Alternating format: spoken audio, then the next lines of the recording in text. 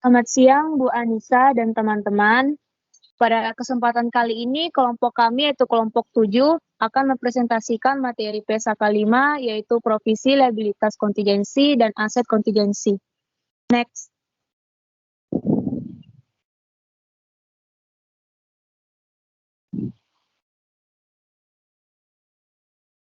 Berikut adalah anggota kelompok 7 yaitu yang pertama ada Sinta Febriana dengan NIM 2020 5009, Meta Wediana dengan NIM 2020 50029, Jessica dengan NIM 2020 50031, Elvina Stefani dengan NIM 2020 50056, saya sendiri Atila Mela Putri dengan NIM 2020 50347, Gloria Devita dengan NIM 2020 50357, dan Livia Bella Saputri dengan NIM 2020 50360. Next.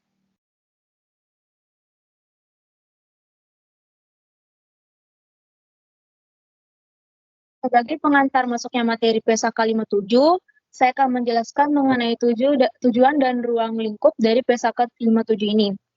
Nah, pertama yakni ada tujuan. Nah, pernyataan dari PSAK 57 ini bertujuan untuk mengatur pengakuan dan pengukuran provisi, liabilitas kontingensi, dan aset kontingensi, serta untuk memastikan informasi memadai telah diungkapkan dalam catatan atas laporan keuangan. Nah, kemudian yang kedua ada ruang lingkup. Nah, pernyataan PSAK 57 ini harus diterapkan oleh semua entitas dalam akuntansi untuk provisi, liabilitas kontingensi, dan aset kontingensi. Kecuali yang pertama ada kontrak eksekutori, kecuali jika kontrak tersebut bersifat memberatkan atau onerius. Yang kedua, hal-hal yang telah dicakup dalam PSAK lain. Nah, pernyataan ini tidak diterapkan untuk instrumen keuangan, termasuk jaminan yang termasuk dalam ruang lingkup PSAK 55, yaitu instrumen keuangan, pengakuan, dan pengukuran. Next.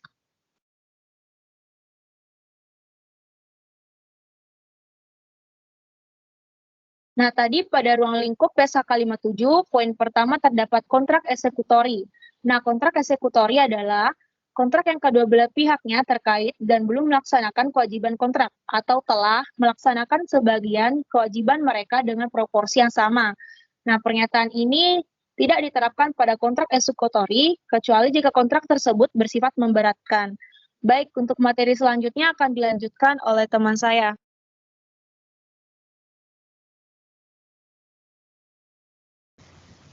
Nah, selanjutnya kita harus tahu dulu nih definisi dari provisi, liabilitas kontingensi, dan aset kontingensi. Yang pertama, aset kontingensi.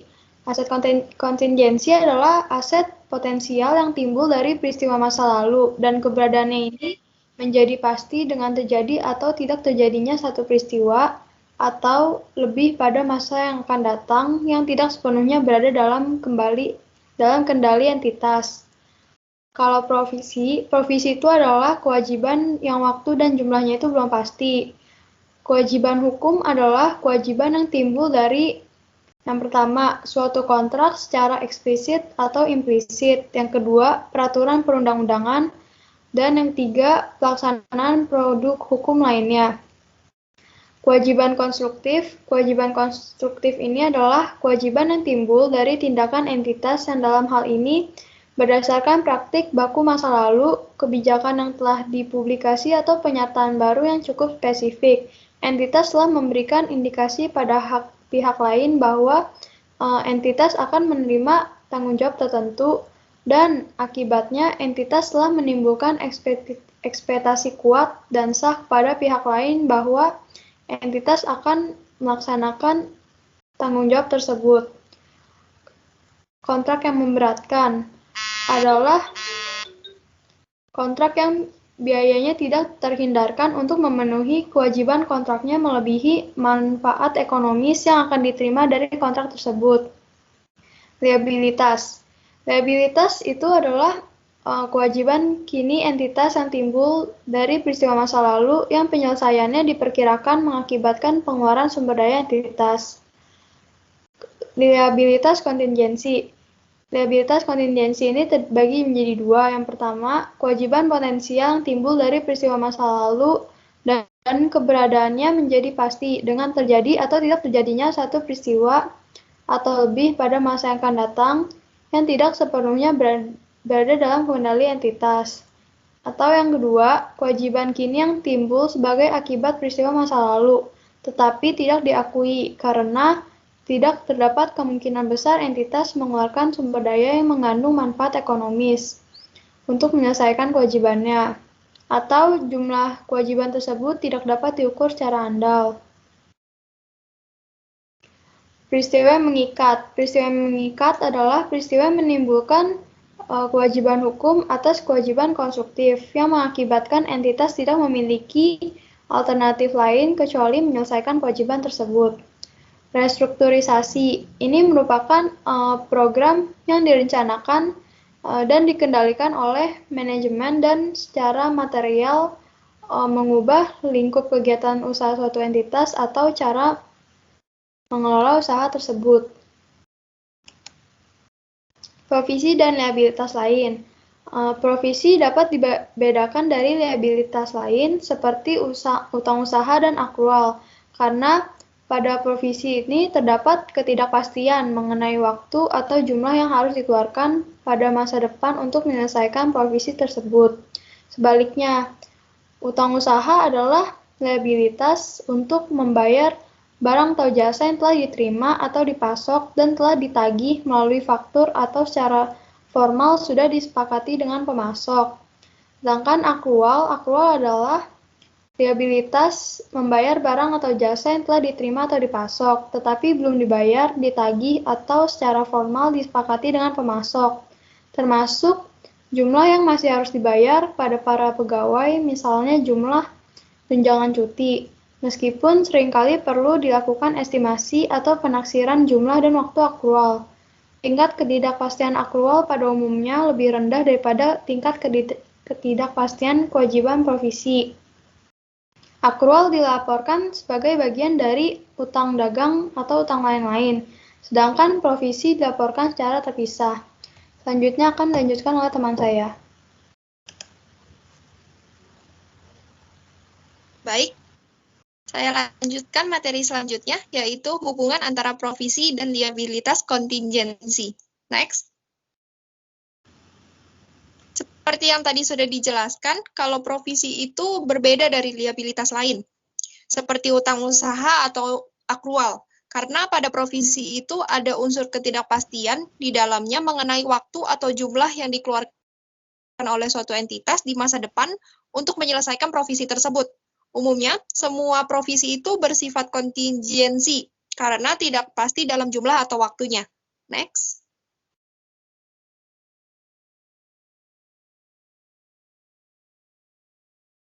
Dalam pernyataan ini, istilah kontingensi digunakan untuk liabilitas dan aset yang tidak diakui karena keberadaannya baru dapat dipastikan dengan terjadi atau tidak terjadinya satu peristiwa atau lebih yang tidak pasti pada masa datang, dan tidak sepenuhnya berada dalam kendali suatu entitas. Di samping itu, istilah liabilitas kontingensi digunakan untuk liabilitas yang tidak memenuhi kriteria pengakuan. Next.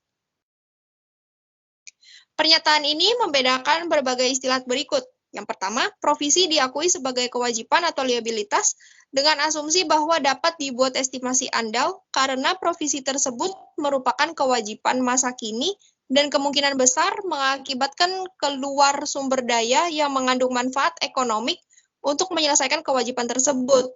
Dan yang kedua, liabilitas tidak diakui sebagai liabilitas karena yang pertama, itu kewajiban potensial karena belum pasti apakah entitas tersebut memiliki kewajiban kini yang akan menimbulkan arus keluar sumber daya yang mengandung manfaat ekonomik, atau yang kedua, kewajiban kini yang tidak memenuhi kriteria pengakuan dalam pernyataan ini, karena tidak besar kemungkinan bahwa penyelesaian kewajiban tersebut mengakibatkan arus keluar sumber daya yang mengandung manfaat ekonomik atau karena estimasi memadai yang andal mengenai jumlah kewajiban yang tidak dapat dibuat. Baik, materi selanjutnya akan dilanjutkan oleh rekan saya. Baik, selanjutnya pengakuan provisi, liabilitas kontingensi, dan aset kontingensi. Next. Provisi diakui jika Entitas memiliki kewajiban kini, baik bersifat hukum maupun bersifat konstruktif sebagai akibat peristiwa masa lalu. Kemungkinan besar penyelesaian kewajiban tersebut mengakibatkan harus keluar sumber daya yang mengandung manfaat ekonomi, dan estimasi yang andal mengenai jumlah kewajiban tersebut dapat dibuat. Jika kondisi di atas tidak terpenuhi, maka provisi tidak diakui. Kewajiban kini, dalam peristiwa yang jarang terjadi, tidak dapat ditentukan secara jelas apakah terdapat kewajiban kini. Dalam hal ini, peristiwa masa lalu dianggap menimbulkan kewajiban kini jika, setelah mempertimbangkan seluruh bukti tersedia, terdapat kemungkinan lebih besar daripada tidak terjadi bahwa kewajiban kini muncul pada akhir periode pelaporan. Hampir seluruh kasus akan sangat jelas apakah masa lalu menimbulkan kewajiban kini. Dalam beberapa kasus yang jarang terjadi, contohnya dalam tuntutan hukum, dapat timbul perbedaan pendapatan mengenai apakah peristiwa tertentu sudah terjadi atau apakah peristiwa tersebut menimbulkan kewajiban kini. Jika demikian halnya, maka entitas menentukan apakah kewajiban kini telah ada pada akhir periode pelaporan dengan mempertimbangkan seluruh bukti yang tersedia. Termasuk sebagai contoh, pendapat ahli, bukti yang dipertimbangkan mencakup antara lain bukti tambahan yang diperoleh dari peristiwa setelah akhir periode pelaporan atas bukti-bukti A, jika kemungkinannya lebih besar daripada tidak terjadi bahwa kewajiban kini telah ada pada akhir periode pelaporan, maka entitas mengakui provisi atau jika kriteria pengakuan provisi terpenuhi. B. Jika kemungkinannya lebih besar daripada tidak terjadi bahwa kewajiban kini belum ada pada akhir periode pelaporan, maka entitas mengungkapkan liabilitas kontingensi. Pengakuan tidak diperlukan jika harus keluar sumber daya yang mengandung manfaat ekonomi kemungkinannya kecil. Next. Peristiwa masa lalu. Peristiwa masa lalu yang menimbulkan kewajiban kini disebut dengan peristiwa mengikat. Dalam peristiwa yang mengikat, entitas tidak mempunyai alternatif realistis selain menyelesaikan kewajiban yang timbul dari peristiwa tersebut. Ini akan terjadi hanya jika A. Penyelesaian kewajiban dipaksakan oleh hukum, atau B. Dalam kasus kewajiban konstruktif, suatu peristiwa atau mungkin berupa tindakan entitas menciptakan perkiraan yang valid pada pihak lain bahwa entitas akan bertanggung jawab terhadap kemungkinan tersebut.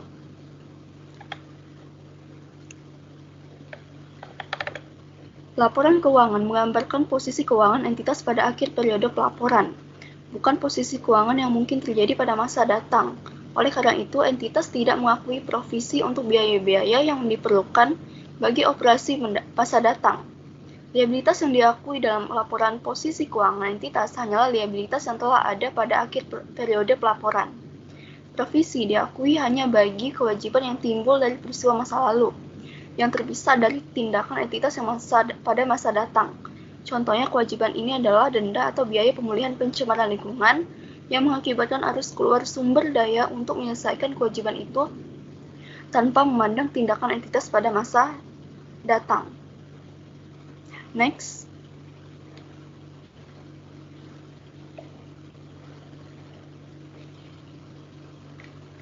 Estimasi besar harus keluar sumber daya mengandung manfaat ekonomi.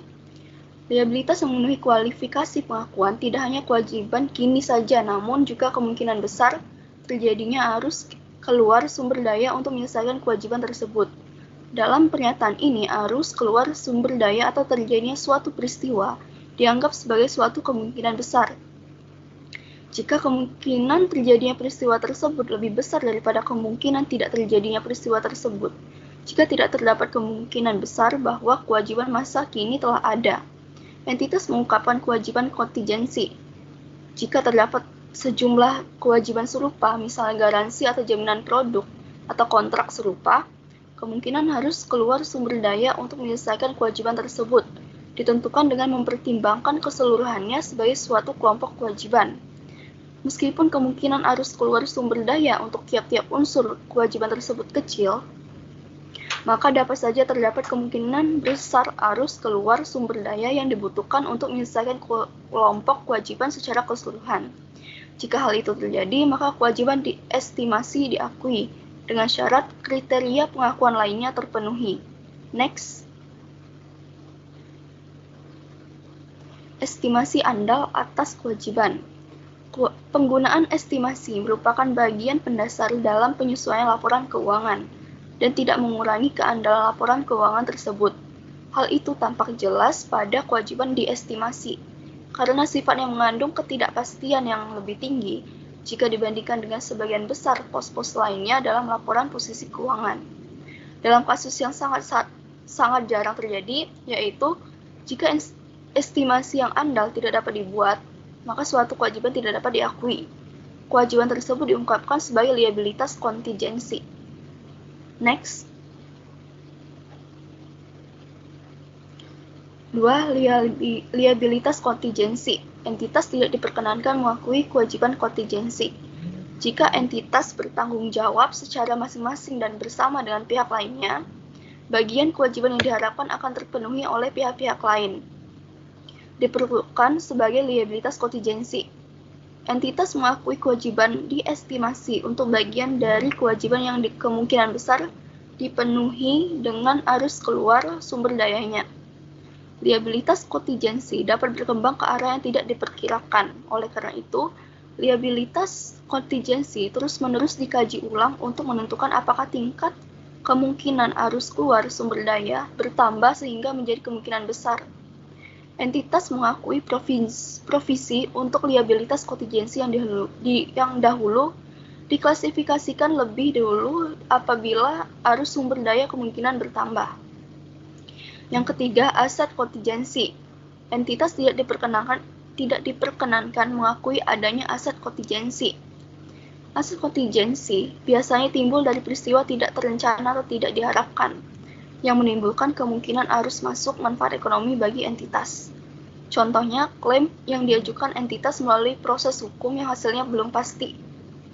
Aset kontingensi tidak diakui dalam laporan keuangan karena dapat menimbulkan pengakuan penghasilan yang mungkin tidak pernah terrealisasikan. Akan tetapi, jika realisasi penghasilan sudah dapat dipastikan, maka aset tersebut bukan merupakan aset kontingensi, melainkan diakui sebagai aset. Aset kontingensi diungkapkan jika terjadi kemungkinan besar harus masuk manfaat ekonomis yang akan diperoleh entitas sebagaimana diatur dalam paragraf 89. Aset kontingensi dikaji ulang secara terus-menerus untuk memastikan bahwa perkembangan telah tercermin dengan semestinya dalam laporan keuangan. Jika dapat dipastikan bahwa entitas akan menerima arus masuk manfaat ekonomis, maka entitas akan mengakui aset dan penghasilan terkait dalam laporan keuangan pada periode timbulnya kepastian tersebut. Akan tetapi, jika timbul hanya kemungkinan besar, maka entitas mengungkapkannya sebagai aset kontingensi. Materi berikutnya akan dijelaskan oleh rekan saya.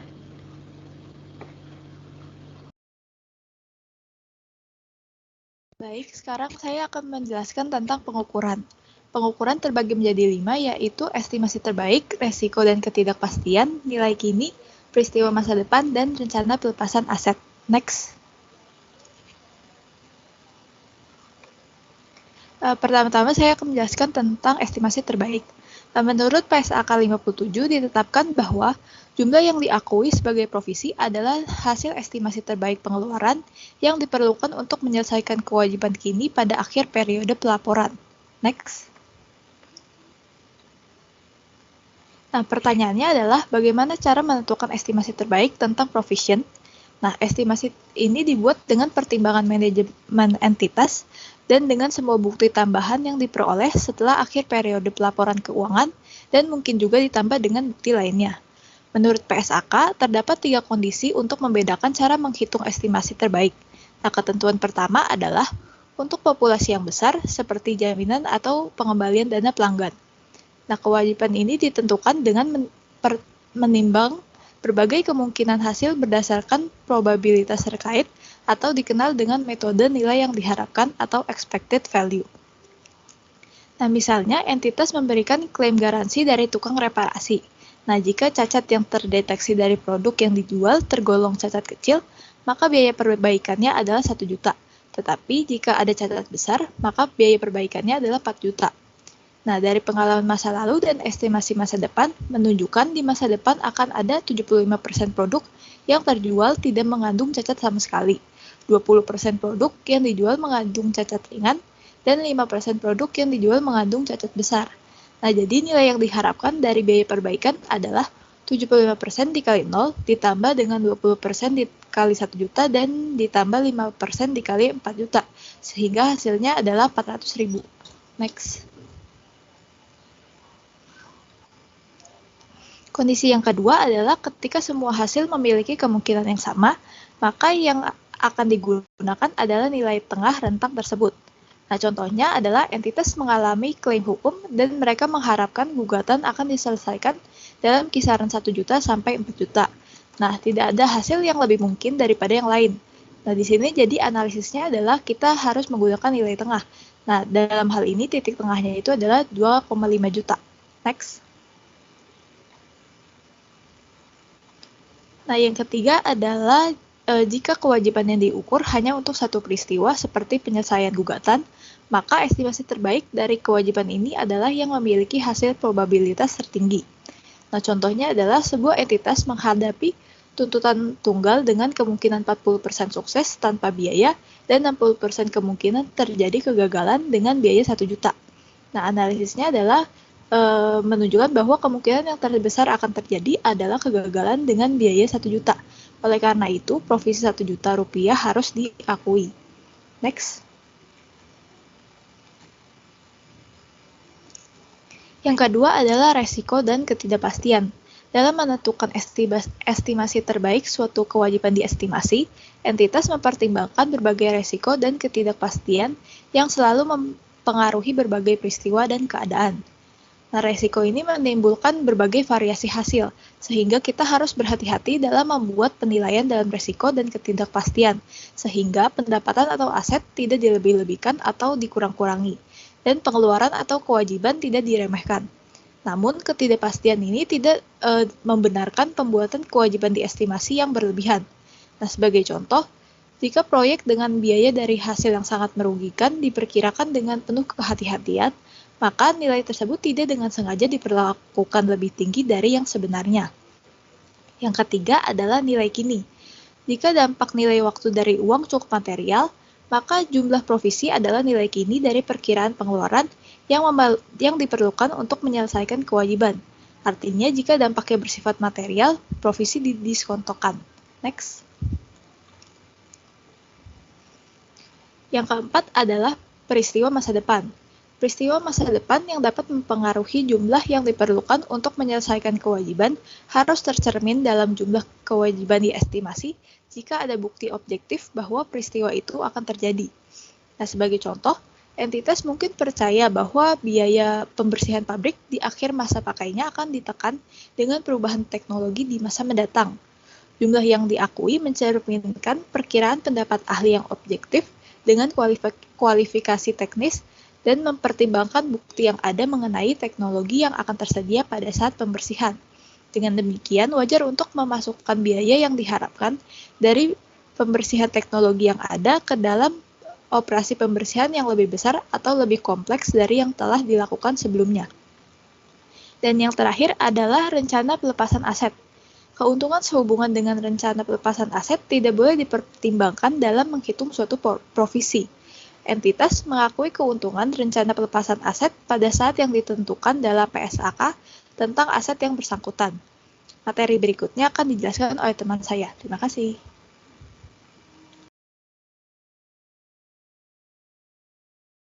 Baik, yang selanjutnya ada penggantian, perubahan, dan penggunaan provisi. Next.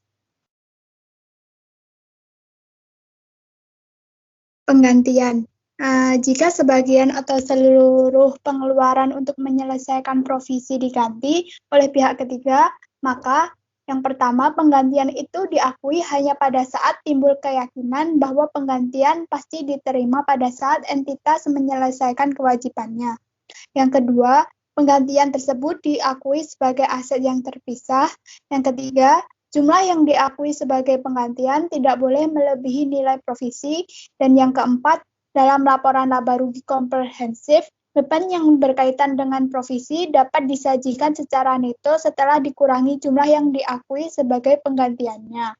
Nah, pada umumnya entitas akan tetap bertanggung jawab untuk menyelesaikan seluruh jumlah yang menjadi kewajibannya jika pihak ketiga tidak membayar dengan alasan apapun.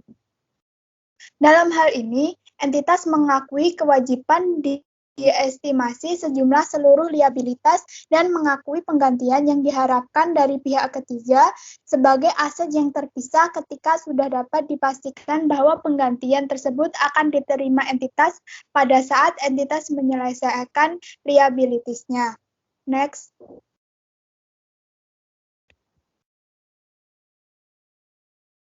Lalu ada perubahan dan penggunaan provisi. Nah, provisi ditelaah pada setiap akhir periode pelaporan dan disesuaikan untuk mencerminkan estimasi terbaik yang paling kini. Jika arus keluar sumber daya untuk menyelesaikan kewajiban kemungkinan besar tidak terjadi, maka provisi tersebut akan dibatalkan. Nah, jika provisi didiskonto, maka nilai tercatatnya akan meningkat pada setiap periode untuk mencerminkan berlalunya waktu. Nah, peningkatan ini diakui sebagai biaya pinjaman. Lalu, provisi hanya dapat digunakan untuk pengeluaran yang berhubungan langsung dengan tujuan pembentukan provisi tersebut. Hanya pengeluaran yang berhubungan langsung dengan tujuan pembentukan provisi awal yang dapat mengurangi provisi. Nah, membebankan pengeluaran untuk mengurangi provisi yang semula diakui untuk tujuan lain, itu akan menghilangkan pengaruh dari dua peristiwa yang berbeda. Yang selanjutnya akan dilanjutkan oleh teman saya.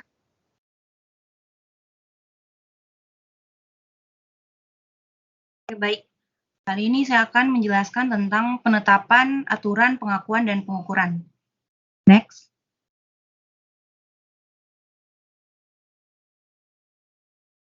Yang pertama ada kerugian operasi masa datang. Provisi tidak boleh diakui untuk kerugian operasi masa depan. Perkiraan akan terjadinya kerugian operasi masa depan merupakan indikasi bahwa aset tertentu dalam suatu operasi mungkin mengalami penurunan nilai. Entitas harus menguji adanya penurunan nilai aset sesuai dengan PSAK 48, penurunan nilai aset. Yang kedua ada kontrak memberatkan. Jika entitas terkait dalam suatu kontrak memberatkan, maka kewajiban kini menurut kontrak tersebut diukur dan diakui sebagai provisi. Pernyataan ini mendefinisikan kontrak memberatkan sebagai kontrak yang menimbulkan biaya yang tidak dapat dihindarkan dalam memenuhi kewajiban menurut kontrak dan biaya tersebut melebihi manfaat ekonomis yang diperkirakan akan diterima. Biaya yang tidak dapat dihindarkan menurut kontrak mencerminkan biaya bersih terendah untuk terbebas dari ikatan kontrak, yaitu yang lebih rendah antara biaya menurut memenuhi kontrak dan denda atau kompensasi yang harus dibayar jika entitas tidak memenuhi kontrak. Yang ketiga ada restrukturisasi. Berikut adalah contoh peristiwa yang dapat digolongkan sebagai restrukturisasi. Yang pertama, penjualan atau penghentian suatu lini usaha. Yang kedua, penutupan lokasi usaha dalam suatu negara atau kawasan atau relokasi kegiatan usaha ke negara atau kawasan regional lain. Yang ketiga, perubahan dalam struktur manajemen, misalnya menghilangkan satu lapis manajemen. Dan yang keempat, reorganisasi mendasar yang memiliki dampak signifikan pada karakteristik dan fokus operasi entitas. Next. Selanjutnya, kewajiban konstruktif untuk melakukan restrukturisasi muncul hanya jika persyaratan berikut dipenuhi. Yang pertama, entitas memiliki rencana formal yang terperinci untuk restrukturisasi dengan mengidentifikasi sekurang-kurangnya, yang pertama, usaha atau bagian usaha yang terlibat, yang kedua, lokasi utama yang terpengaruh, yang ketiga, lokasi, fungsi, dan perkiraan jumlah pegawai yang akan menerima kompensasi karena pemutusan hubungan kerja. Yang keempat, pengeluaran yang akan terjadi, dan yang kelima, waktu implementasi rencana tersebut. Dan poin kedua, entitas menimbulkan harapan yang kuat dan sah kepada pihak-pihak yang terkena dampak restrukturisasi bahwa entitas akan melaksanakan restrukturisasi dengan memulai implementasi rencana tersebut untuk mengumumkan pokok-pokok rencana. Next. Yang berikutnya, keputusan entitas untuk melakukan restrukturisasi yang diambil sebelum akhir periode pelaporan tidak menimbulkan kewajiban konstruktif pada akhir periode pelaporan, kecuali sebelum akhir periode pelaporan entitas telah. Yang pertama, memulai mengimplementasikan rencana restrukturisasi, atau yang kedua, mengumumkan pokok-pokok rencana restrukturisasi kepada pihak yang terkena dampak rencana tersebut secara spesifik, sedemikian rupa sehingga menimbulkan harapan yang kuat dan sah pada pihak tersebut bahwa entitas akan melaksanakan restrukturisasi. Jika entitas mulai mengimplementasikan rencana restrukturisasi atau mengumumkan pokok-pokok rencananya kepada pihak yang terkena dampaknya, hanya setelah periode pelaporan, PSKK 8 peristiwa setelah tanggal neraca mensyaratkan adanya pengungkapan. Next. Tidak ada kewajiban yang timbul dalam penjualan suatu operasi hingga entitas membuat suatu perjanjian penjualan yang mengikat. Walaupun entitas telah mengambil putusan untuk menjual suatu operasi dan mengumumkan putusan tersebut kepada masyarakat, entitas tidak terikat pada putusannya sebelum pembeli teridentifikasi dan terdapat perjanjian penjualan yang mengikat. Lalu, provisi restrukturisasi hanya mencakup pengeluaran langsung yang timbul dari restrukturisasi, yaitu memenuhi kedua persyaratan berikut ini. Yang pertama, benar-benar harus dikeluarkan dalam rangka restrukturisasi, dan yang kedua, tidak terikat dengan aktivitas yang masih berlangsung pada entitas.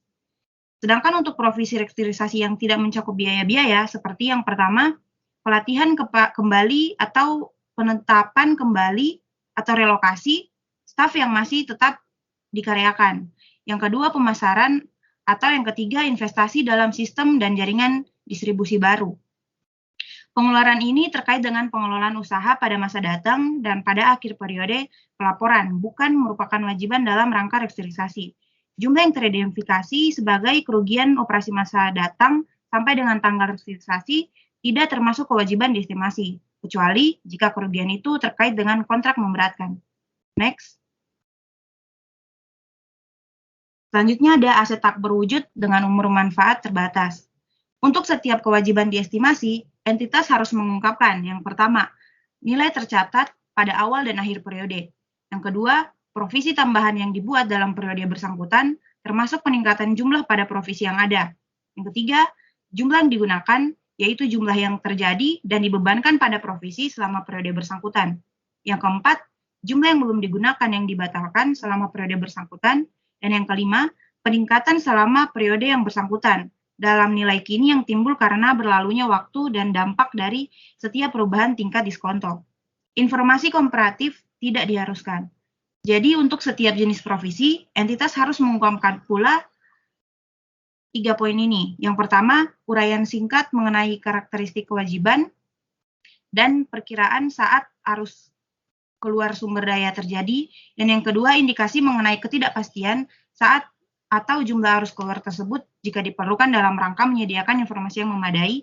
Entitas harus mengungkapkan asumsi utama yang mendasari perakiraan peristiwa masa datang. Dan yang ketiga, jumlah estimasi penggantian yang akan diterima dengan menyebutkan jumlah aset yang telah diakui untuk estimasi penggantian tersebut. Next.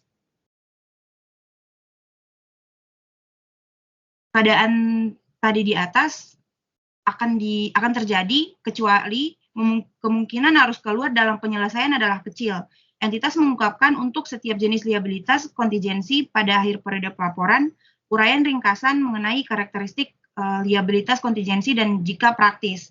Yang pertama, estimasi dari dampak keuangannya. Yang kedua, indikasi tentang ketidakpastian yang terkait dengan jumlah atau waktu arus keluar sumber daya. Dan yang ketiga, kemungkinan penggantian oleh pihak ketiga. Selanjutnya, ketentuan transisi. Ketentuan transisi merupakan dampak diterapkannya pernyataan ini pada tanggal efektifnya, atau lebih dini dilaporkan sebagai penyesuaian saldo awal, saldo laba pada periode. Pernyataan ini pertama kali diterapkan, entitas dianjurkan tetapi tidak diwajibkan untuk menyesuaikan saldo awal, saldo laba dari periode sajian paling dini dan menyajikan kembali informasi komparatif. Jika informasi komparatif tersebut tidak disajikan ulang, maka fakta tersebut harus diungkapkan.